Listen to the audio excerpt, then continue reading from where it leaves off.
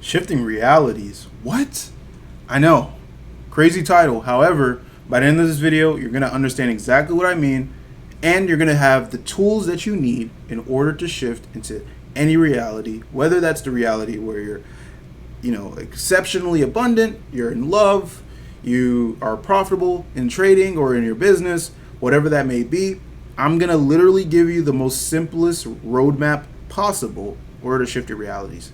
And it's simpler than you think. I promise you could probably shift today. Okay?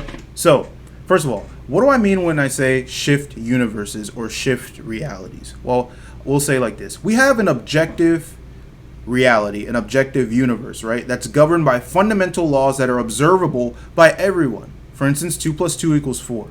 Okay? Gravity. All right? Relativity.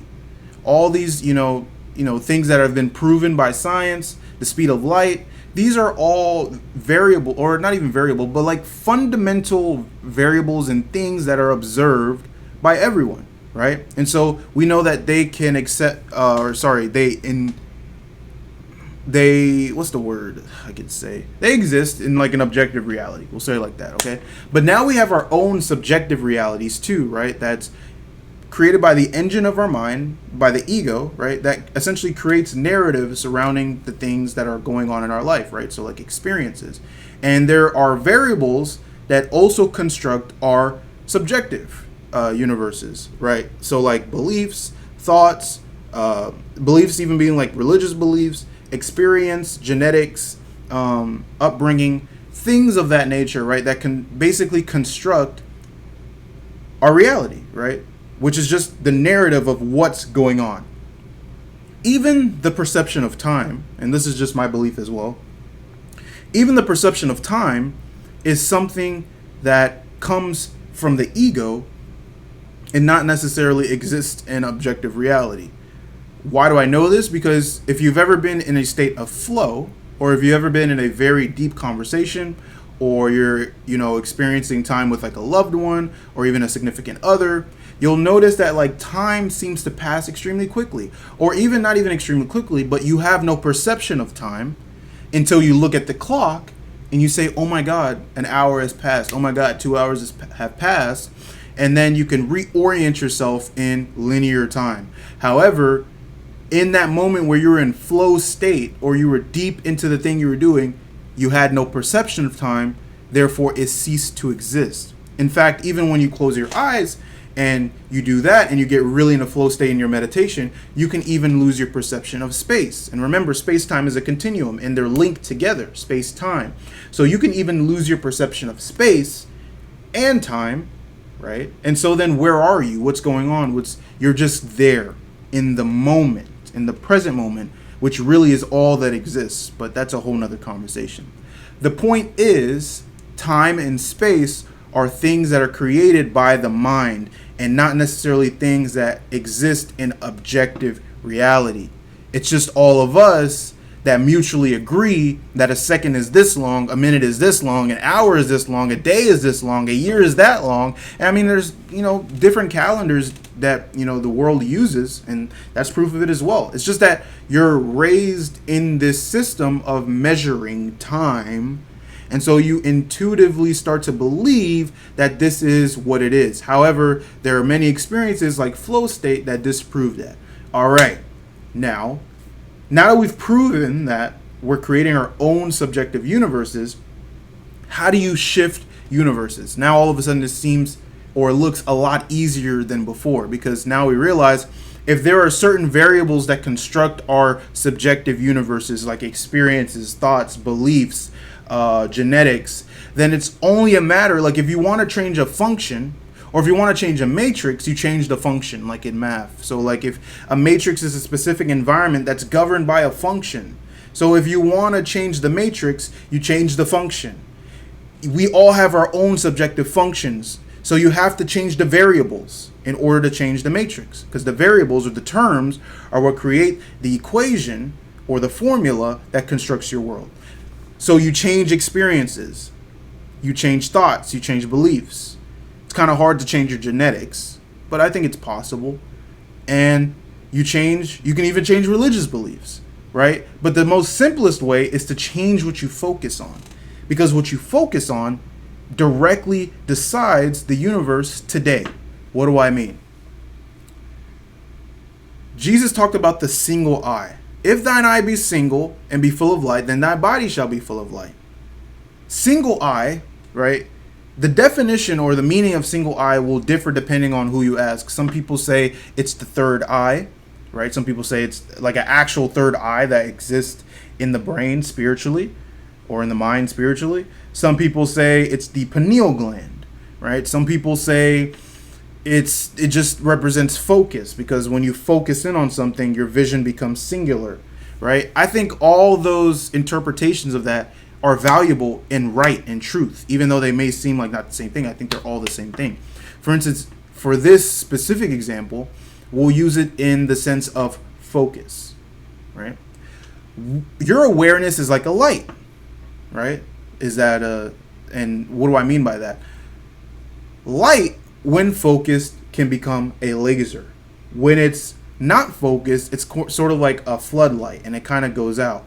However, when you compress light, it becomes stronger, or it has more activity, it's just like it can burn. Like if you compress the sun through a magnifying glass, for instance, and the light's compressed, you can start to burn things. So it becomes more powerful. Your focus is just compressed awareness. I'm aware of this light here, my computer here, this mic here, as I'm talking, the wall over here, the wall over there. I'm aware of all these things. However, I can choose to compress my awareness to you that I'm talking through the camera. And by me compressing my awareness, I get tunnel vision or focus, right? And by me changing what I focus on, I can then influence my thoughts. And by me changing what I focus on, I can then start to communicate to my brain that this is most important. And when I communicate to my brain that this is most important, I can shift into a flow state, because everything else is deemed not as important. And so I change my focus. So that's another thing that you need to understand. By you choosing to focus on one thing, in another universe, you're also saying no to all other things, right? Focus is to the inclusion of the thing that you're focusing on, but also to the exclusion of everything else that could fit in that category. So now, how can focus shift your universe? When I started to focus, and this is just from my real life experience, when I started to focus on the abundance in my life. For instance, one time I was playing basketball and I was thinking about my breathing, and in my mind I was observing myself breathing, and I was observing how it was so free for me to breathe. I didn't have to fight for my next breath. And then I thought about, like, when I'm driving in my car and I open the window, and maybe if like I stick my head out the window, or like if I'm showering and the water's coming over my head, sometimes it becomes hard for me to breathe because my body starts to believe that there's not enough air, or maybe there's too much air. I don't know. Anyway, like, it becomes hard for me to breathe in those times. And I thought about it, and then I kind of like created the analogy in my head where it's like, I'm able to breathe. The ease that I experience when I breathe is only to the extent to which my body accepts or believes that there is enough air for me to breathe. If my body believes that there's no air for me to breathe, it'll attempt to hold on to my current breath and not allow me to take my next breath. And it's the same. And then I realized it's the same thing with money. If I believe that money comes to me freely, I will freely spend, I will freely give, because I understand that it's coming back to me. But if I believe that money is not freely coming to me, then I'll start to become stingy with my money. And then by me becoming stingy with my money, I may not be able to open the door to the next amount of money that's supposed to come to me. And that's just how my brain connected it. And I never thought about anything like that before. But it was by me changing my focus, I shifted into a universe where abundance existed. And then, not too long later, I became profitable. I mean, I was profitable even in that moment, but I had my first 10K month after that. And then I continued to make payouts after that. And this was this year. So I shifted into a universe where I was a profitable trader without even me directly trying to do it, by me shifting into a universe where I was abundance or in abundance. So now when I traded, I got abundance. I was literally attracting more abundance because my brain was just seeking to just reaffirm or confirm the bias that I already had, which was that I was existing in abundance. All for me changing my focus. I shifted into another universe. If you look around your life right now and you are tempted to become nihilistic in your thinking, meaning that, oh, there's no purpose, what's the point of living? You're not necessarily suicidal, but you sort of look at your life and you're like, you're apathetic, or like you say there's no point to this. It's because you're focusing on things that reaffirm that bias. If you do the experiment with yourself where you start to focus on things that reaffirm that life is a gift, for instance, the breath that you have, or the people that love you, or the materials that you have, or the experiences that you have, there's always something you can focus on that aligns with a universe of abundance, or aligns with a universe of love, right? So if you're looking for a relationship, but you find that, like, you know, no one loves me, or it's hard to find love, it's because you're focusing on things that reaffirm that bias. If you start to focus on things that affirm the bias that love does exist in your life, you will start to naturally attract more love. But really what's happening is your brain is now focusing on things that it was not focusing on before. And by it focusing on those new things, your universe will literally change. And you will perceive it as if your universe already changes. Because the ego cannot perceive that it's the one creating the narrative in real time. Like, even as I'm talking about all these things and how, like, the brain is constructing narrative, in real time, the ego does not perceive that. It can't. It's only front facing. Like, it's only like constructing narrative and then pushing it out. And then we're observing those narratives after it's being pushed out. But we're not necessarily attributing those narratives to our own mind that's creating those narratives. And so when you shift universes, it will literally feel like you've shifted universes. It'll literally feel like you're in a different world. And that's the beauty of it. It's actually kind of crazy when you think about it. That's how you shift to parallel universes. It's your focus. Your focus. That's why all these companies, all these different, corporations, they're fighting for your focus. Because if they can take your focus or your awareness or your single eye, then they can literally reconstruct your universe. And they can construct a universe where you're buying their products, where you're watching all their stuff, where you literally become the person to whom which they can derive wealth from. And you will naturally do it, and it'll just be intuitive because that's your universe. Change what you focus on, and you will change your universe. It's that simple, I swear to you. And it's not about tricking yourself either. Like, you can play, like, because your mind, in terms of knowledge, the way that I kind of think about the mind is it's almost like a web or a net, or a web of knowledge, a net of knowledge, which with different points that connect to other points. Like, it's literally like neurons. Think of like neural circuitry and things like that. When you are receiving information, what you're also doing is you're taking the knowledge that you already have and then trying to find a connection between your prior knowledge and the new knowledge that you're coming into contact with. And you're creating these lines of activity or energy between your prior knowledge and the new knowledge. And so that new knowledge is now taken into the wider web of information that you have within yourself that constructs your reality. So when you're coming into new knowledge and you're saying, oh, this is abundance, oh, that's something to be happy about. In the beginning, it may just be it may kind of feel like you're shooting darts in the darkness. But if you keep doing it, naturally your brain will connect it to what you already kind of intuitively understand about the world already. And through that process, it'll become more and more natural. And you'll just continue doing it. And you can do this in a day. Play with the idea. Ask questions. Well, why is this gratitude? Why should I be gracious for my mind? Oh, well, I literally use my mind to think of anything good that I have. Anything good that I've worked for. I used my mind. I used my brain. Why should I value my body and be grateful for my body? Because this is literally the vehicle that I'm using to interact with physical reality. If it were not for the body, I could not be observed by my friends and by my family. It's by this body that I'm able to pick up things and drop things and create things that I see first in my mind. And then you play with these ideas, and then you naturally become gracious for these things by you just focusing on these things and shining light on those things. And then that'll just spread. So first it starts with your mind, first it starts with your body, but then it'll start spread. You start being grateful for your room and for your house or your apartment or your condo.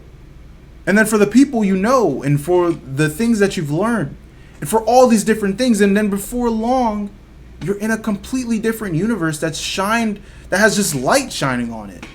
And like everything's just beautiful, and you're grateful for all of it. And then you'll start it'll feel like you're attracting more things to be gracious about. But really what's happening is your light or your focus is now being shined on things that it was not shined on before. And so these things will seem new to you. And they are new to you, but they were always there from the beginning.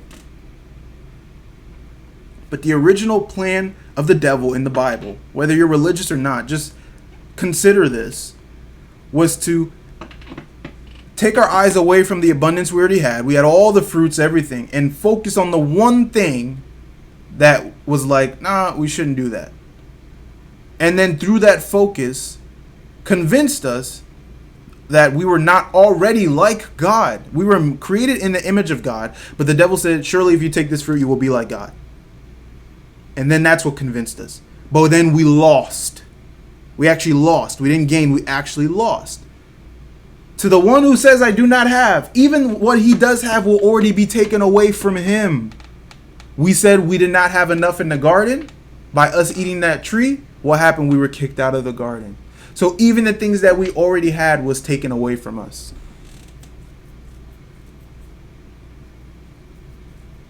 Do not focus on lack. I'm telling you, that is the trap. Don't focus on it. I swear to you, do not focus on what you have, and you will attract more abundance. You will just start your thinking will change. Your actions will change, because what do you think drives your actions? It's your heart, your subconscious mind. But if your subconscious mind and your heart believes that you're in a state of abundance, because remember, your subconscious mind and your heart doesn't know the difference between what we call physical reality and the reality we create in our mind, because it's the same thing to the heart. As a man says in his heart, so he is. That's what David says. If you look at psychology, as a man says in his subconscious mind, so he is. Look at these parallels. These are not coincidences. This is how the universe works. And so if the subconscious mind believes that you're in this state of abundance, and your subconscious mind probably controls 95% of the actions you take day to day, do you not think that your trading will naturally become better? You'll just naturally become a profitable trader if your subconscious mind believes that you're in a state or in an environment where profitability is just a natural result of the universe that you're in? And by us intuitively kind of messing around with this hypothesis, because for you, like, don't take my word for it, test it for yourself, and then you'll see. Because experience is chief before all things. Take your experience, but test these things out. But if this hypothesis is true, would it not serve us to focus more on what we focus on more than the things that we want? Wouldn't it be more efficient for us in our life to focus on shifting to a different universe that has the things that we want, rather than trying to get the things that we want in a universe that is like, doesn't want those things, like those things don't mix, just creates friction and labor? That's evil. If you look at the definition of evil in the Bible, the original translation, laborious is one of the words that show us. Labor, work, hard work.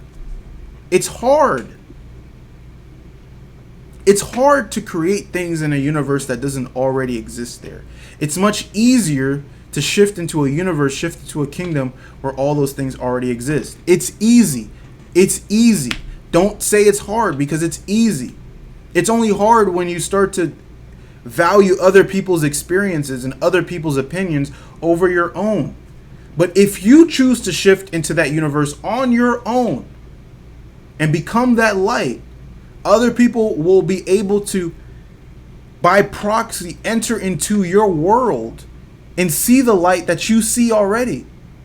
And by you shifting into the kingdom of God, or the kingdom of light, or the kingdom of abundance, people can also shift by that light. The Bible talks about, don't hide that lampstand, put it on the table stand so that it can shine the whole room. We are the light of the world. We have to shift into the new universe. We have to shift into the kingdom of God now, today. That's significantly more important. So I think that's the video. I just had to get this out today. But that's how you shift into a completely different universe. It's a matter of what you focus on. Focus on the things that would exist in that universe, and not the material things, but the emotion. If you were a profitable trader, I'm sure you'd probably be grateful. You'd probably be like, oh, thank you. A lot of you have prayed to become profitable. A lot of you have cried because of the journey. A lot of you really want this because of the emotions that you think profitability will give to you, when in truth, it's empty. I swear to you, it's empty. It's us. We are the context givers. We are the meaning givers. We choose to say, if I were profitable, I would feel this way. Forgetting that, you can feel that way today.